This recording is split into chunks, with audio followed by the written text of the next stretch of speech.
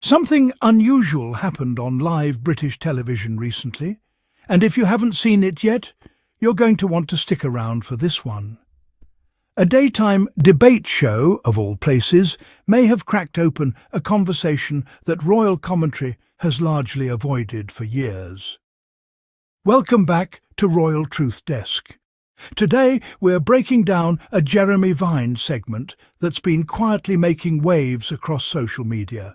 One where ordinary British callers, not royal experts, not palace insiders, not commentators with an agenda, phoned in and asked the question so many people have apparently been thinking privately for a long time. Has Prince Harry actually been treated fairly by the British press? Really strongly about this. So I have my cards on the table to start with. I like Harry. I can't help it. Well, you look like Harry. Well, thank you. Well, he looks like me because I'm older. But I've just always had a soft spot for him. Yes, he's made major mistakes. I don't think he should have, as it were, ratted on his family, but it was his sort of answer back after years of press intrusion. So that's I just quite like him. Can't help it. I know a lot of people don't like him. Yeah. And I have a lot of sympathy to his wife, and I think some of the hatred is racially motivated. Let's get that out of the way. This was a guy who was born a royal, right? He could do nothing about who he was born as. And so he cannot control the impact of that on his security throughout his life. Not just a royal, Diana's son. Diana's son, and of course he sees this totally understandably, partly I think through the lens of the awful death of his mother and the fact that she was relentlessly pursued by paparazzi. Harry, even though he stepped away from royal duties, is still the son of the king. And not just that, but unlike you, unlike Lynn, as far as I know, and certainly unlike me, this is a man who has put his life on the line for the country in Afghanistan. It seems to me totally wrong that he doesn't get the same treatment, not preferential treatment, but the same treatment as his brother. OK, what about Hi? What do you think? Is Harry being treated unfairly here? Well, I personally think he's very unfairly. At the end of the day, when we all sit back and think about things, Prince Charles, our king now, did naughty tapes with Camilla when he was married to Princess Diana, did a book, did an interview. Princess Margaret, well, what she did was unbelievable, considering she was in the royal family. I missed out on Prince Margaret's heyday. Though. He didn't, whatever King Charles did, he didn't up and decide to leave the country and leave his royal duties. Well, hang on. Charles did an interview with Jonathan Dimbleby because Diana had done one that basically took the floorboards out from his life. Rightly or wrongly. God, that's all ancient history now. But anyway, but the thing was, the devastating thing about Harry's interview, Sylvia, was that he accused the royals of being racist towards his wife. Well, I mean, we can't say they weren't or they were because we weren't there. So, I mean, I love Prince Harry. I think he's a wonderful human being. Every time I look at that boy, all I can see is his mum, Princess Diana. I think he's been very badly treated by this country. We should feel thoroughly ashamed of ourselves for treating a young man like that. He went through torture when his mum died. All the do's and don'ts and what happened and didn't happen, he had to live with. So anything he's done in his life has been at the expense of himself, not anyone else. And I think it's time we left Prince Harry and Meghan Markle alone, because the way they're being treated by this country is they're a disgrace. Rosalind in Fife, hi. Oh, good morning to you, Jeremy, and the panel. Lots of people were quite cross about Harry. What do you think, Rosalind? No, I don't. I disagree with them. I think he has been unfairly treated. Definitely. I know it was his choice to go abroad into the USA, but excuse me. No, don't worry. Excuse me. But the thing is, he did that for a reason, and he's done that because he's a royal through and through, and his mother would actually be turning in her grave at the moment, and for years. Well, and shame on the rest of the royal family. I think it's difficult to imagine what Diana would think, but I think the biggest pain to Diana would be the rift between the brothers, and there's nobody done that but them. I do agree. No, I agree with that. I do agree with that. But you've also got to look at it that he is a spare, like his book says. His father has not done anything to intervene with this. Shame on Well, I don't know. Charles, and shame on his wife. If it wasn't for Prince Charles, Diana would be alive now. We know that. Well, but getting back, British press. No, Before we get into it, if you're new here, welcome to the channel. We cover the royal family with a focus on separating tabloid noise from what's actually being said and done. And if that sounds like your kind of content, go ahead and subscribe now so you don't miss what's coming, because today's breakdown might be one of the more important ones we've done in a while. So let's set the scene. Jeremy Vine's show is a staple of British daytime television, known for opening its phone lines to everyday people and letting them speak candidly about whatever topic is on the table that day. It's not scripted royal commentary. It's not a panel of professional pundits with a narrative to protect. It's regular Britons calling in from their kitchens, their cars, their living rooms to share what they actually think. And on this particular day, the topic on the table was Prince Harry, and more specifically, whether the years of headlines surrounding him and Meghan have told the whole story, or whether something has been left out of the conversation entirely.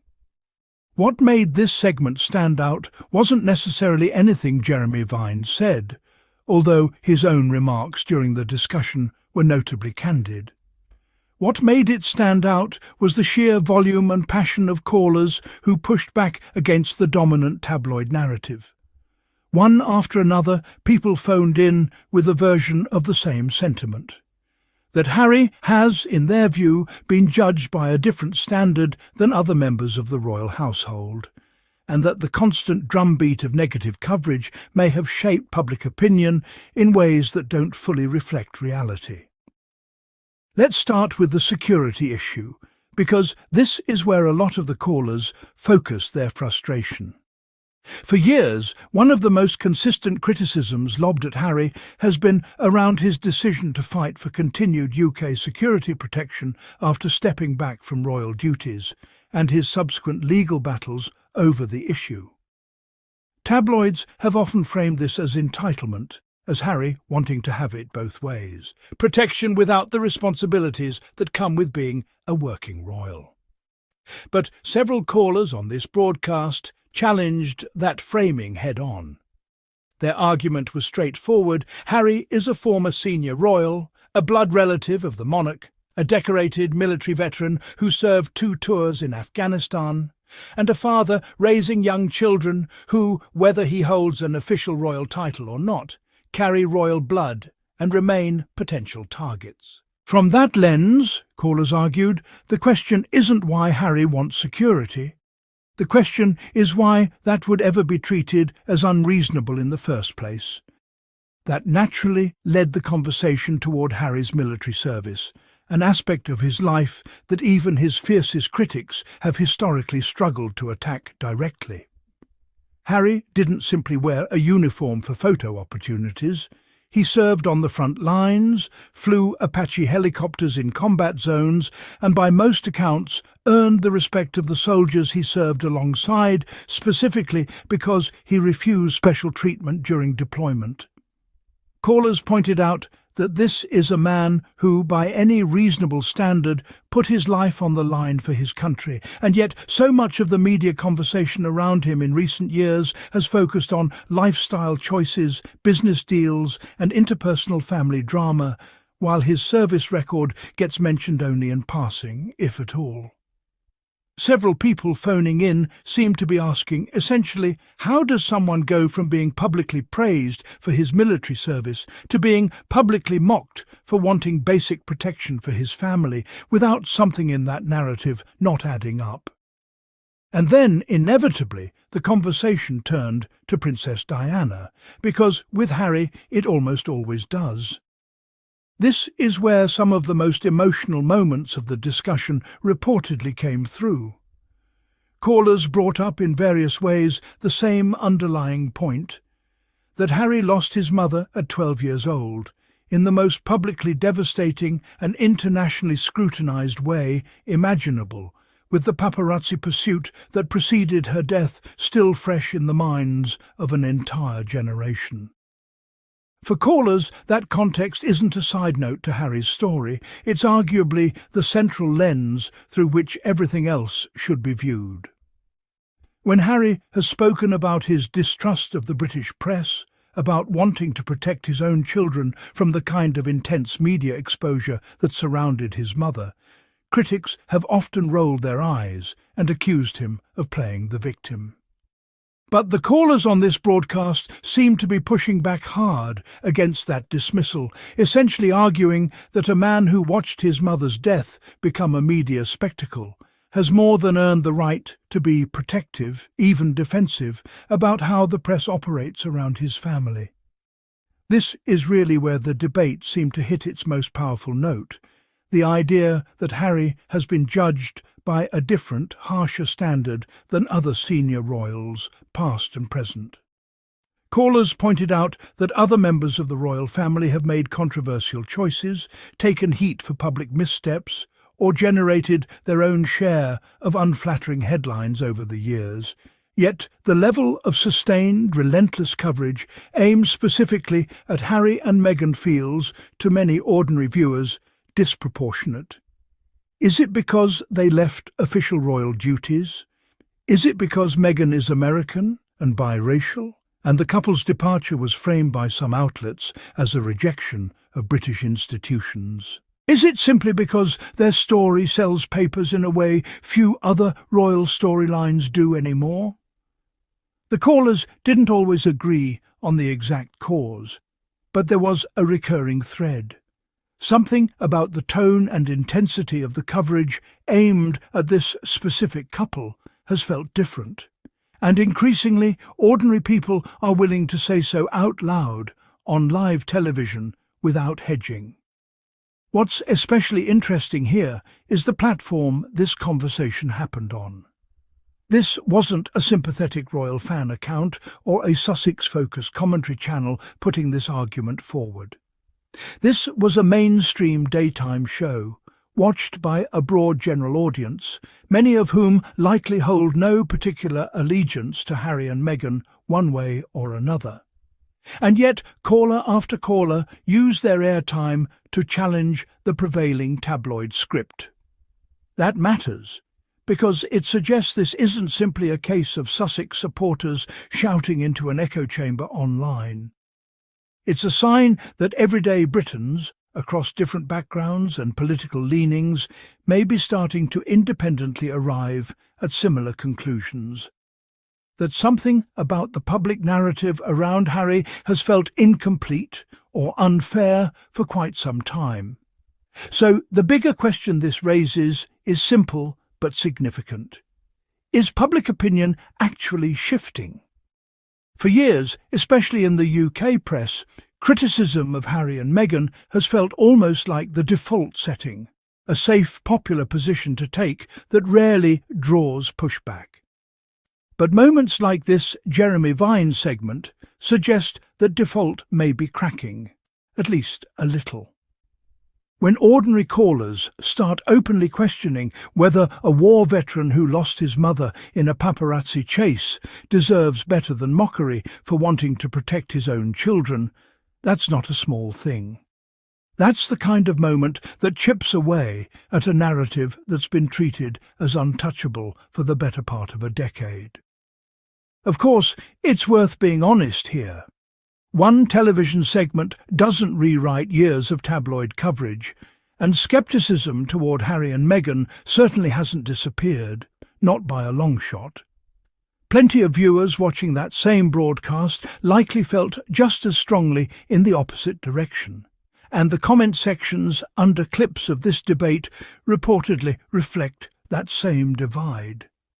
This isn't a story about everyone suddenly agreeing. It's a story about a crack appearing in what had felt for a long time like a fairly one-sided public conversation.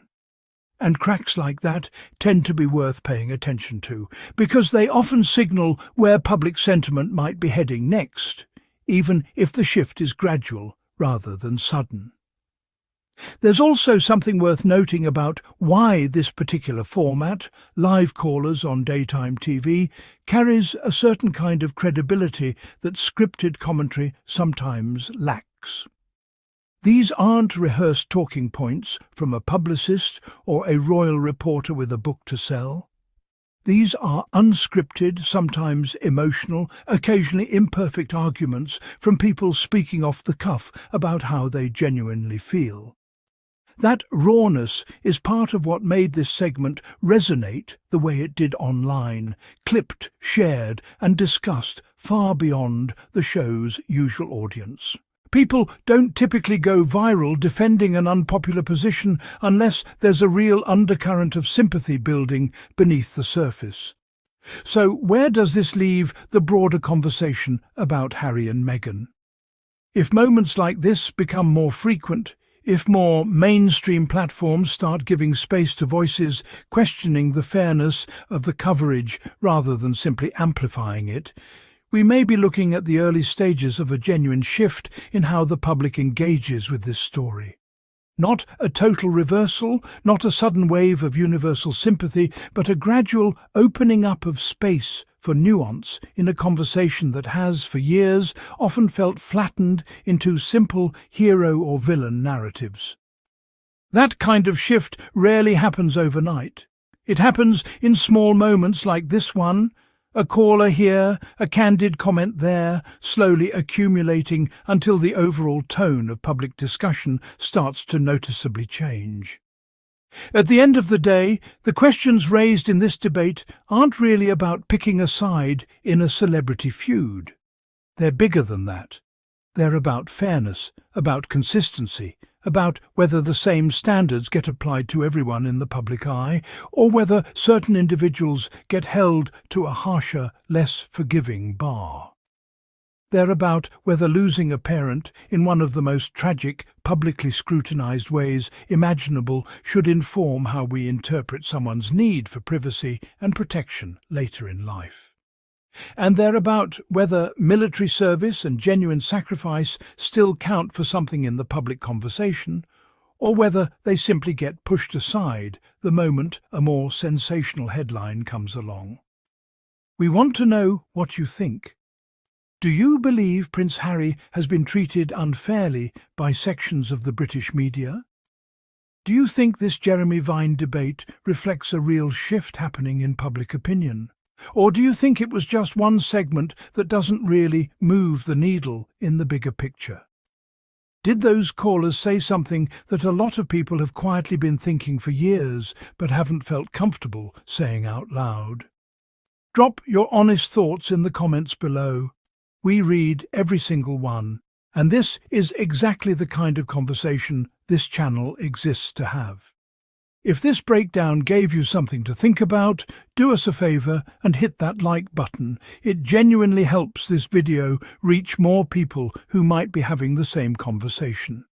And if you haven't already, make sure to subscribe to Royal Truth Desk and turn on notifications, because we're committed to bringing you thoughtful, balanced royal commentary that goes beyond the headlines, and you won't want to miss what we cover next. If you'd like to support the channel directly and help us keep producing content like this, consider sending a super thanks. Every bit of support means the world to us and helps this channel keep growing. Thank you so much for watching. Thank you for being part of the Royal Truth Desk community, and we'll see you in the next one.